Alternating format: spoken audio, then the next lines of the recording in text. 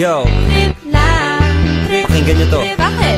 Trip lang. Trip lang. Halika na naramadali ng talaga. Pangako pagkatapos humihinga ka pa, dali na pare magliliwanag na kung di ka sasabay maiiwanan ka. Ang isip pa'y wag na gawing pang dalawa, dahil isa lang ito. Ang gusto lang naman ito ay maging masaya. Para di ka mabato ay iwasan mo ang pananatili sa isang lugar. Ibig ko sabihin ay huwag ka papasakop sa takot, wag ka papasakop. Kapag nangate, di ka dito isipin mo, tinipan sa lahat ng karanasan mo dito sa mundo. Bilang tao, gano'n pa rin hindi nagbago. Pinakamasaya yung di pinlano. Kasi pag di mo ka alam, nakakatakot pero exciting naman. Yeah! Sumabay, magsimas na ng bahala. Oras na subukan ang di pa nagagawa. Minsan lang kaya magpakaligaya. Mag-enjoy, magsaya, walang mawawala. Trip, trip, trip, trip lang.